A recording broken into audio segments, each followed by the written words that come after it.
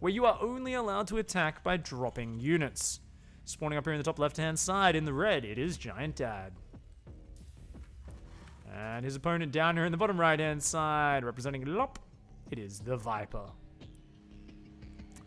The Viper is like one of the best Age of Empires players. I wonder if this is the same guy. He's just like hopped on StarCraft for a little bit of shits and gigs. I doubt it. I doubt it. Might be a fan of his, but I'm pretty sure there's like a really good Age of Empires pro called the Viper. I've never really watched much Age of Empires, but I do enjoy the game. Maybe there's someone in chat who can confirm if I'm remembering correctly or not. What level was that game? I think it was about Diamond, Borgie. I'm not 100% sure, mate. I don't usually look at the borders when we're loading into game. I don't care. To me, it doesn't matter what level people are. Sometimes we watch GM games in ICFAR that look like Platinum games. Sometimes we watch Gold games that look like Diamond games. It's always a bit all over the place because the games are a little bit wild and different. So yeah, shit's cool. And okay, Giant Dad gonna be doing a proxy barracks. I said you have to drop units, guys. Now, Giant Dad is definitely the guy who submitted this because Giant Dad is on his 3rd or 4th week running of being featured in iCast Your Freaking Awesome Replays. And he seems to play a mix of the races, mostly Terran. But he always finds a way to do the stupidest thing possible in his game. And I feel like, is he going to just lift his barracks and load it into his opponent's base? Or is he just going to build a bunch of units here, build a starport as well, build a medevac, pick the units up, and then just drop them right there? I always like there being like 1 or maybe 2 replays each week where it's just someone doing a really stupidly obnoxious way to get around the challenge. Not sure if this is going to be the case. We'll have to, of course, wait and see. Indeed, you think the Viper is the best in the world for like 6 years, says Burngo? Yeah, okay, cool. He's around Masters in SC2? Yeah, I wasn't paying attention. I mean, Giant Dads are out Plat or Gold, so I think this definitely wouldn't be the Viper, which is why at the moment I'm pretty sure he wouldn't be submitting ICFAR games or running into Giant Dad. So anyone that's that good at RTS, you'd imagine is automatically Masters without really playing much or caring to play much. Just because, you know, so many fundamentals carry over, right? We got a Widow Mine on the way. Starport building here for Giant Dad. He's just got this Marine patrolling as well, which I feel is like a terrible idea. It makes it so easy for the Viper to spot this, but yeah. No vision for the Viper, no expansion. He's got a Forge up here. So, going to be playing a little bit paranoid is the Viper. Just a couple of Zealots out for safety right now. We got, oh, okay. I think we know what we're going to be seeing, guys. Do we know what this means? Thor is here. I'm pretty sure we're going to, unless it's Tunneling Claws, because he's building a second Widow Mine. He should be building a Tech Lab. I thought we were going to see a Thor drop. Maybe it'll be a follow-up Thor drop. Maybe Widow Mine Marine drop into Thor drop. That could be cool. We'll have to see how this one goes. Looks like going to be two Widow Mine, 4 Marine drop to start things out. And to be fair, I'm going to give you guys my honest opinion. Feel like the Viper is going to get ravaged like really hard. Like we're talking. Oh man, I'm trying to think of someone who just got knocked the shit out after shit talking really hard in a fight recently. I can't think of any names. I don't follow like UFC or boxing or anything close enough, but think of the last time someone just got fucking knocked out in the first 2 seconds of a fight. Pretty sure that's what this is going to do. A bunker's going down. There's 2 Zealots. There's nothing else. Mothership Core only now starting up.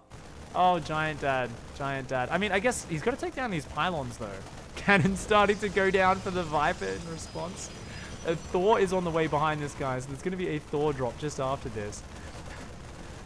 The Viper says, really? Because remember, guys, if your opponent does something you don't like or you're not prepared for, the most important thing is to question why they chose said strategy rather than figure out a way to respond and beat it. Overcharge! You see, he's like, Viper right now is in full like ego mode. He's like justifying his loss rather than thinking about how to actually win the game. StarCraft player 101, guys. Always have your excuses and your rage ready. No, he didn't kill the Widow Mine. Oh, he just cranked a massive Widow Mine shot to the face on those Zealots. He could have waited for the cannon to kill that. But there we go. Zealots are going to go forward. They will clear out this wave. And Giant Dad gets pushed back. The Viper pats himself in the back, says, yeah.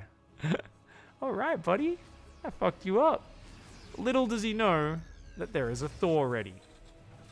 The only saving grace is this right here. when behind, do shrine. That's what they say, guys. You got to keep yourself nice and clean and hygienic. So once in a while, especially when you're playing a dirty Terran, you need to clean them out a little bit as well. Just send some invisible cleaning buddies with scythes into their base and try to kill them with it.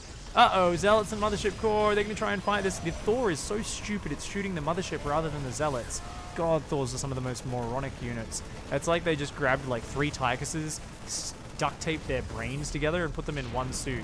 I feel like if there's one unit that's closest to the Ogre from Warcraft 2, it is the goddamn Thor. Like, there is so few units stupider than the Thor. It is just incredible with what it will choose to fight in the middle of threats that are actually incredibly scary. DT is going to come forward here. Oh, they're going to snipe on him. Oh, you got to pick up, you got to pick up, you got to pick up. Okay, he's going to do a scan. But one Thor does go down. The other Thor will take out that DT. Okay, that Thor... You know, the one time Thors perform is when there's literally 0 distractions. If there's only one enemy unit nearby, that's basically the only time the Thor will shoot the correct unit. Otherwise, we've all been in that case where you Thor drop a Zerg, there's an empty mineral, there's a full mineral line in front of you, and the Thor will start shooting an Overlord. Rather than one-shotting workers, it'll take 7 shots to kill an Overlord instead, because Thors are fucking intelligent. Down here, we've got 2 Stalkers starting to work on these medevacs. Oh, don't run into the Widowmine in the Thor! Uh-oh. That moment of confusion where the Stalkers just kind of stare at each other, a little bit lost. And it looks like Viper says, oh shit, he's got his excuses ready. You mother trucking noob. You noob. You beat me. You did a noob strat, man. You did a noob strat.